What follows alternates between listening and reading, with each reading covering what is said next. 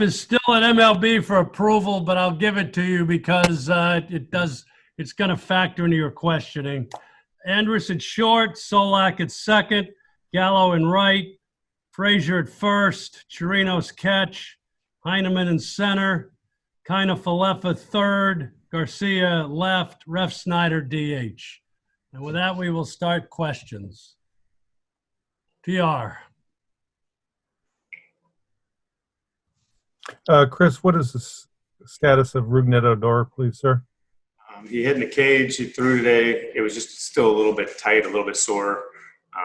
So we decided it doesn't make any sense to kind of rush that and hurry him back. So he's hopefully a couple days.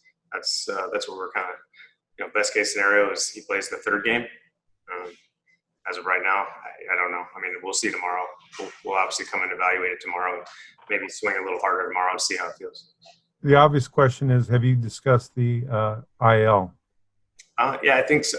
I mean, it's something. If we feel like he can't play for the next week or so, obviously, then we will do it. But if he can play in this series or even at the beginning of next series, I think we'd hold off. John, you got questions for TV? Or are you good? I got mine taken care of, John. Thank you. Okay. Next question. Evan? Chris, what is your perspective right now on where you guys are against left-handed pitching, particularly against left-handed starters? Where are we at? I mean, it's kind of early to tell that, but obviously the lineup we have in there today, it's I wouldn't say it's a trial run, but a lot of these guys are, you got Heineman, the Ref. The one thing I'm, expecting out of all those guys is to have quality at bats, and that's what they've given us all the way through camp into the season. Now, they've provided us some pretty good quality when they get in. Some guys have had a lot of success. Heineman's had a lot of quality at bats, just not, he hit the ball hard quite a bit. But that's what we're looking for. Honestly, we're looking to put those guys in there to give us a chance to maybe get that guy out of the game, and we can flip the lineup at that point and go with our lefties, with Chu and Calhoun. So that's all I'm looking for. Honestly, we're just looking for the best quality right now to win games. Are you okay with the idea of more of playing more to the situation? If you're facing a left-hand, I don't want to say platoon, but do you need better quality at bats? And if that means going with a fully right-handed lineup on some days, are you willing to go that route? Yeah, for sure. I mean, I did it today. It's this guy's pretty tough. It's going to be a tough matchup for a lefty. I won't do that all the time. Obviously, you look at Chu and Willie. Willie being a little bit different, I guess. But Chu, I know what to expect with those guys, especially with Chu. I'm just hoping that the guys that I put in maybe can be, somewhat more productive. That's why they're in there. It doesn't mean I lost my faith in obviously Chu or to handle that at bat, because if Chu starts hitting really well, he'll probably find himself in there. So I don't like using the word platoon, because in this year I don't think it's fair to just say screw on with anybody. But they have to obviously earn those at bats. And Chu starts having really quality at bats against lefties, he's probably going to find himself in the lineup. Hey, then just the last thing is on Willie. You said Willie's a little bit different. I'm taking it. Is your level just related to the Urias pitch? Yes, you can't disregard it. I mean, it's something that's pretty traumatic, and he's dealing with it. He's dealt with it. We'll have to continue to deal with it, especially when guys throw from pretty far over on that first base side. I got to be mindful of it. If I ignore that, shame on me for maybe not, creating a problem that I could easily, navigate through right now to help him for the long term. So he wants to play all the time, obviously, and he's a tough kid.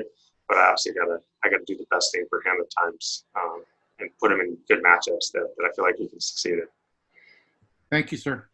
Next question, please. Chris. With Luzardo and then Minaya as well, two tough lefties. Are you just going to kind of gauge what happens tonight and make up your mind for the lineup tomorrow, or are you pretty confident that you were, having a game plan for what you were going to do for the 2 games against those guys? I have an idea for the 2 games, but that could change. And like I said, if for some reason we get Luzardo out of there quick, the other 2 guys come in and have quality bats, and I see something I like, or the other guys don't have quality bats, this is pretty much game to game. I have an idea of what I want to do, but it can change quickly. I'm going to obviously ride the hot hand, and if guys are, having consistency either side, they're going to find themselves in the lineup. And I think that's true with some of our younger guys that don't have the experience. I think no fans, shortened season, maybe we'll allow guys, lesser name guys to have more success because, they got something to prove. They're out there, they're hungry. Heineman comes to mind. I want to see if it's real, if it plays, and I'll continue to put him out there if he keeps having good at-bats. Next question, Jeff. Hey, before the season, this is a sprint, 60 games. Guys don't have a lot of time to get straightened out. At what point do you have to make changes? Is it still early, or is this like second week getting into the point where if something hasn't happened, it's time to consider more radical changes? I think I'd be more willing to make changes quicker this year.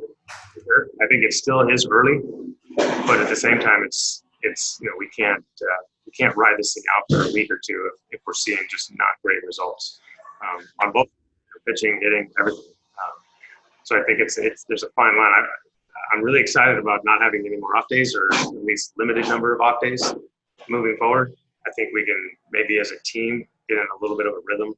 Certain guys that are playing every day, they start to get consistent at bats. So if I happen to give a Chu or a lefty off, maybe they don't have to sit for 2 or 3 days. I know obviously we have 2 lefties in a row, but if there's one lefty, instead of having last week I had to give Chu basically 3 or 4 days off in the week because of the off days, not because he wasn't playing, but because of the off days. And I know that hurts their timing.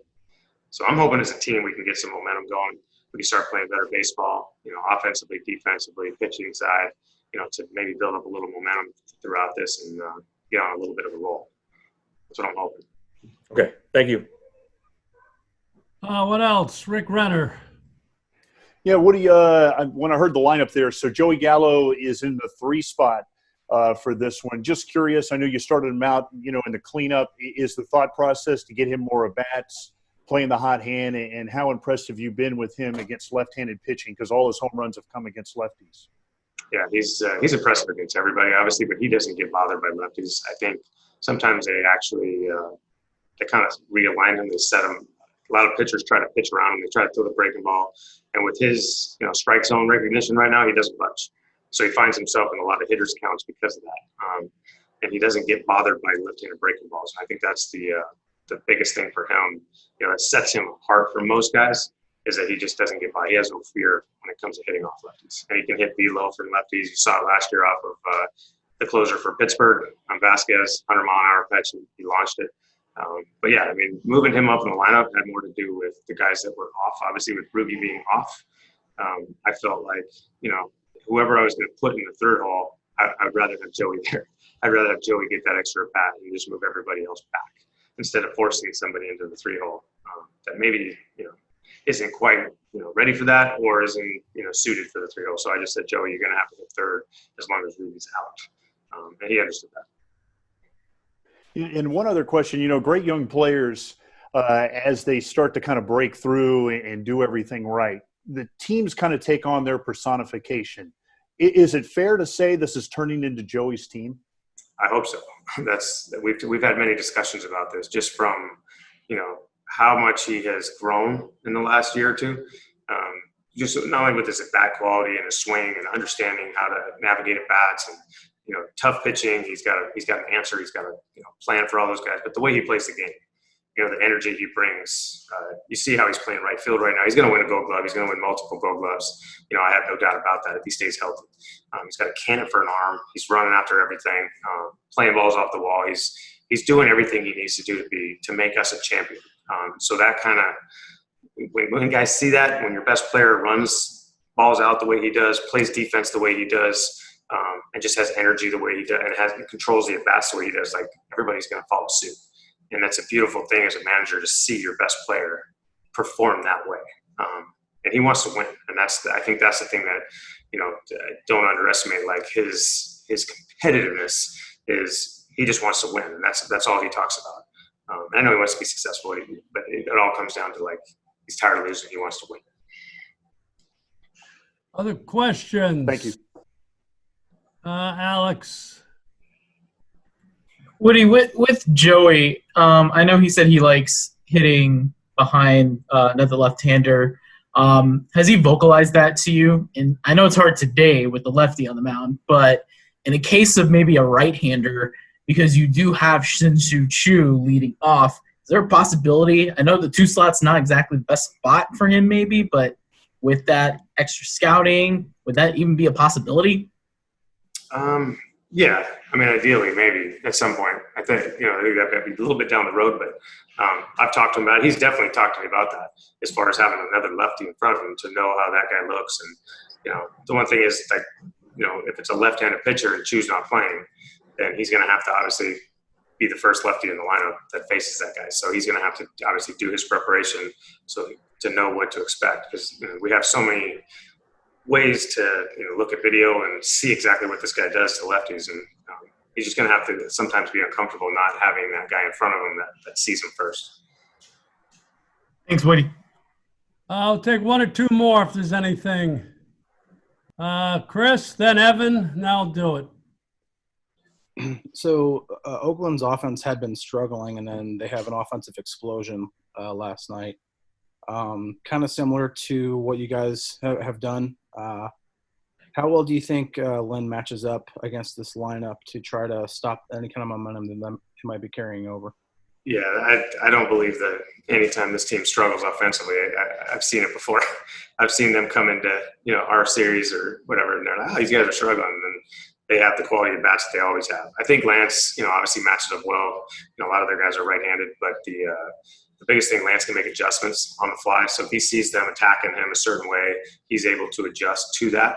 Whereas a lot of, maybe younger guys or guys that are, they can't really adjust, with other pitches or how they throw those pitches, they get in trouble, because this team is really smart. They're really good at, they'll attack you a certain way, and it's up to you to make that adjustment, or else they'll get you. You'll fall behind and give them hitters counts, and that's what they feast on. So we just got to attack these guys. We got to go right after them, and obviously, hopefully, adjust when we need to. Okay, last question, Evan. Hey, I don't know if MLB has officially announced this, but if Ken Rosenthal tweets it, I guess it's official.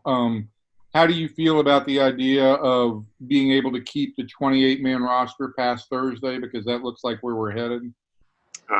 Yeah, it'd be nice. I think so. I think just with some of these outbreaks, it would be nice to just know that you can lose a few guys, and instead of having to really scratch and claw to get guys here, at least you have a little bit of depth to work with. I think everybody kind of agrees based on how the league is going on right now. It's a tricky, especially with testing. Some guys have had some false positives. They keep them out of the lineup where they have symptoms and they're out of the lineup. So now you're down to a 26-man roster basically if that happens. So I think everybody's in agreement with it. Give you some relief too, because you won't have to make you won't have to make as many. Well, you'll have to still make decisions this Thursday. Okay, never mind. I'm sorry about that. Yeah, we got one coming up. Okay, we'll let Woody go, and we are awaiting Willie Calhoun and Kyle Gibson. Thank you, Woody.